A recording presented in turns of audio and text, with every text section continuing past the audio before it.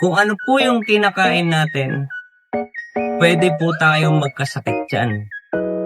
At kung ano yung kinakain natin, pwede tayong gumaling dyan.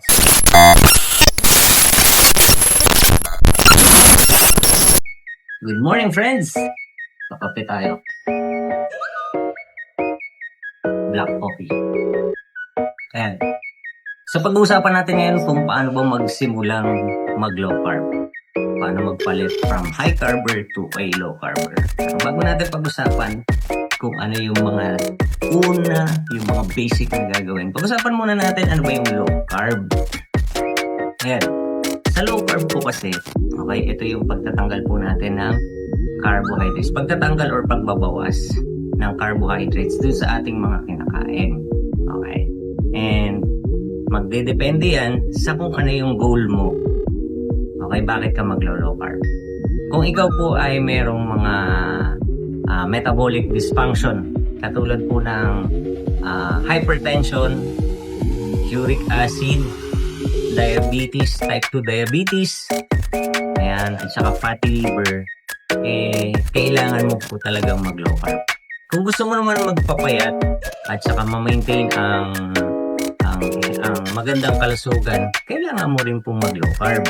Okay, so depende ngayon sa kung ano yung goal mo, bakit ka maglo-low carb.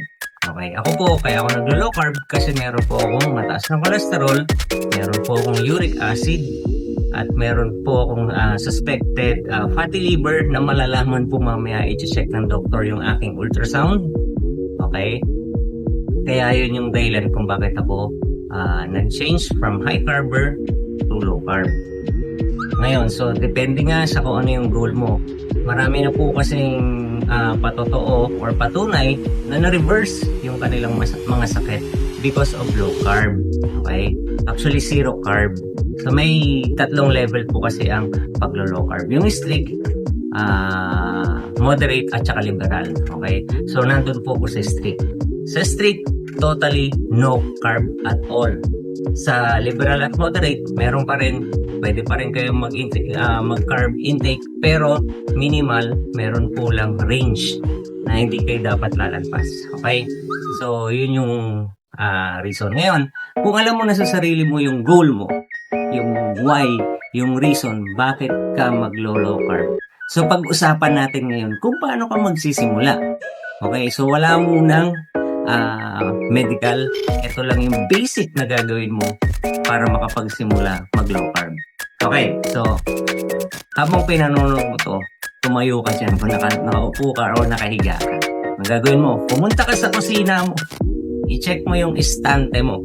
Okay, alam ko may istante ka dyan sa kusina mo. I-check mo dyan yung mga pantimpla mo sa pagluluto. Tanggalin mo yung mga sinigang mix, magic sarap, at lahat ng mga panimpla mo na artificial. Itira mo lang dyan sa estante mo yung paminta, asin. Ayan yung pinaka-basic na panimpla mo lang na gagamitin sa pagluluto mo. Okay? Asin at paminta. Pwede kang gumamit ng suka, pero dapat all natural. Pwede ka rin gumamit ng patis. Okay, pero konti lang. At sa toyo naman, pwede kang gumamit ng mga toyo replacement katulad nito, yung coco minus. So kung mahilig ka mag-adobo, ito yung gagamitin mo pang adobo, hindi na toyo. Okay? So ulitin natin, tanggalin mo lahat. Yung mga cubes, yung mga artificial na mga panimpla. Okay? So kung mag-adobo ka, yun nga, wala nang toyo. Okay? Tanggalin mo lahat yan. Okay? Tapos, pumunta ka ngayon sa ref mo. Buksan mo yung ref mo. Kung meron kang tosino dyan na binili mo sa grocery, kung meron kang hotdog dyan na binili mo sa grocery, kung meron kang tapa dyan na binili sa grocery, lahat ng mga processed foods, tanggalin mo. Kung may mga juices dyan, tanggalin mo yan. Tanggalin mo sa ref mo. Okay? Hot dogs, nasabi ko na ba yan? So, lahat ng processed foods na nandyan sa ref mo, tanggalin mo yan. Okay? Balik tayo sa estante. Alam ko dun sa estante mo, meron ka dyang mga pinaglalagyan ng mga pagkain, ng mga snacks. So tanggalin mo dyan yung mga crackers. Ayan, yung mga sikat na crackers, tanggalin mo yan. Okay? Mga noodles, pancit canton, pasta, lahat ng uri ng pansit na meron ka, tanggalin mo dyan sa ref mo or dyan sa estante mo. Okay? Lahat ng mga chichirya. I'm sure may chichirya ka dyan. So, tanggalin mo po lahat dyan. Yan yung mga dapat mong tanggalin. Linisan muna natin yung iyong kusina, yung iyong ref, yung estante or yung food storage. Kasi pag nalinis mo yan, dyan magsisimula, maglilinis din yung katawan mo. Okay? So, yan yung unang gagawin. Wala kang ibang gagawin kundi linisin muna yan. Alisin muna lahat dyan. Okay? So, magastos daw mag low carb. I don't think so kasi bakit? Wala namang kung babaguhin doon sa pagluluto mo or pagkain mo. May slight changes pala. I mean, pero yung panimpla. So, babalik tayo dun sa nakaraang panahon kung paano magluto. Nagamit lang ang asin at paminta. Okay? So, pati yung mantika, palitan mo yung mantika mo. Tanggalin mo yung mantika mo dyan. Palitan mo ng coconut oil. Pwedeng avocado oil, pero huwag na yun, mahal yun. So, coconut oil, pwede na po yan. Yan po yung gamitin natin pangluto at pang-isa. Okay? So, yun po yung mga gagawin muna natin. Wala tayong ibang gagawin kundi linisin muna natin yung ating kusina.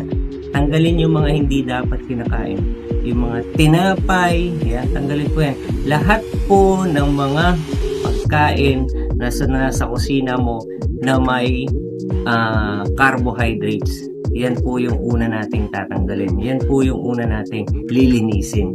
So, sabi ko nga, pag nalinis na natin yung kusina natin, simula na maglilinis yung katawan natin. Okay? Ngayon, ito yung pinakamahirap na desisyon sa paglilinis ng ating kusina. At sabi ko nga kanina, kung alam mo yung why mo, kung bakit ka maglo-low carb, malamang mas madali lang sa ito. Okay? Ano yun? Yung pagtatanggal ng rice dyan sa kusina mo.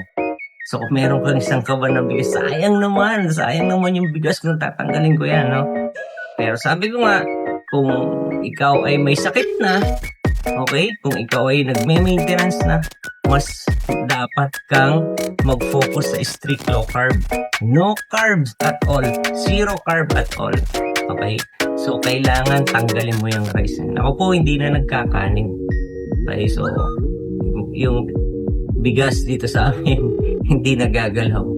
Okay, so pero pag yun nga, kung alam mo na yung dahilan kung bakit ka maglo-low carb, kung gusto mong ma-reverse yung iyong karamdaman ngayon, tanggalin mo na yung rice. So, ang pag-low carb po, it's all about discipline.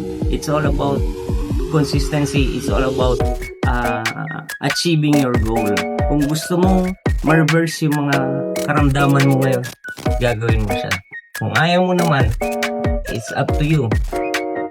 Mas mahirap kung magkasakit. Mas magastos magkasakit. Okay?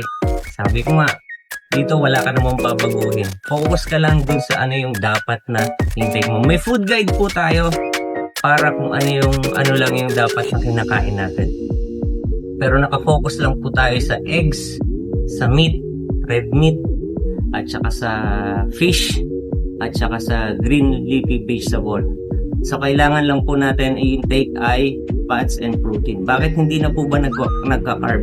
So, yung energy po na kukunin kasi natin, hindi na manggagaling sa carbohydrate na mako-convert into glucose. Manggagaling na po yan sa fat.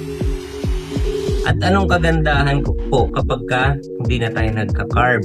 So, hindi na mahihirapan yung ating liver para sa detoxification.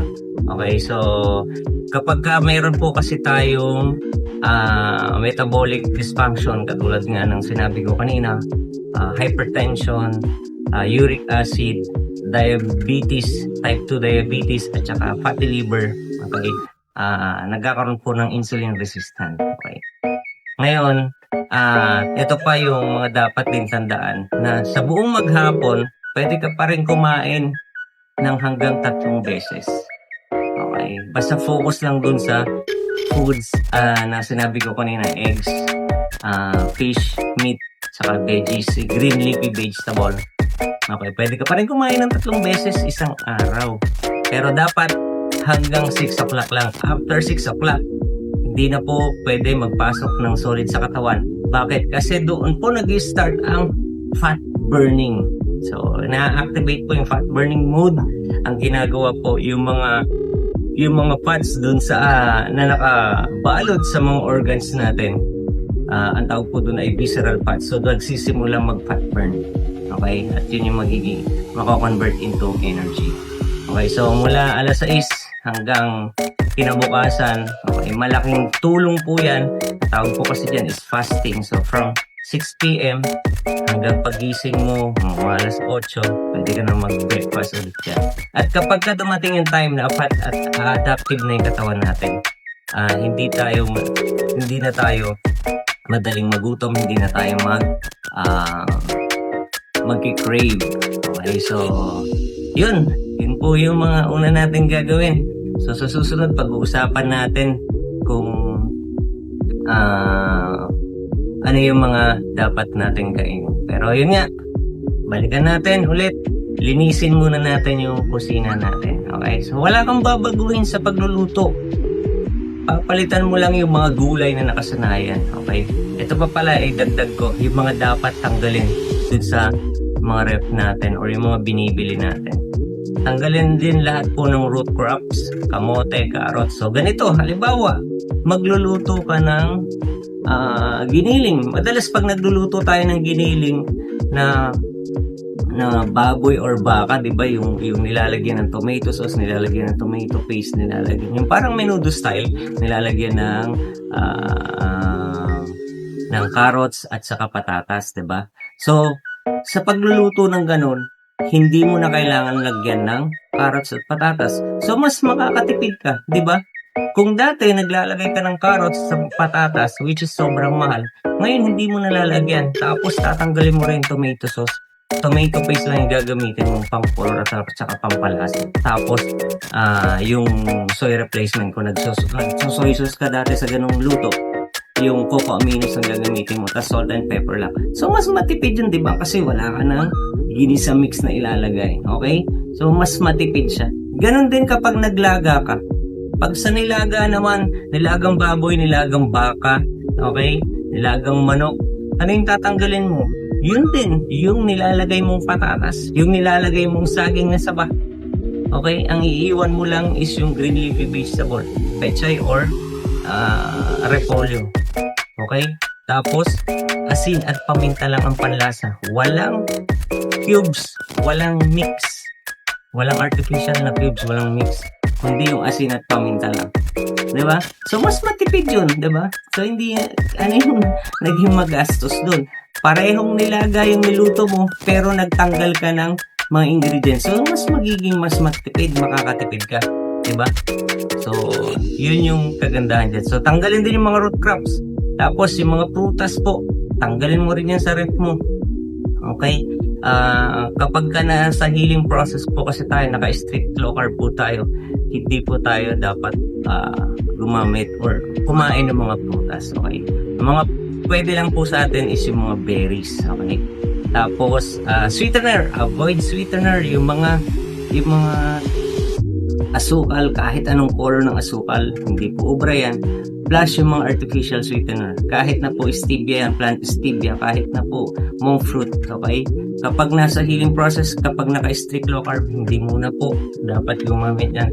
Kapag na-heal na po yung ating mga sakit or na-reverse na yung ating mga health condition yan, pwede na po tayong gumamit yan. Kaya kapag ka may sakit po at gustong ma-reverse muna yung sakit, yun lang muna, focus lang muna sa eggs, meat, fish, tsaka green leafy vegetable. Focus muna sa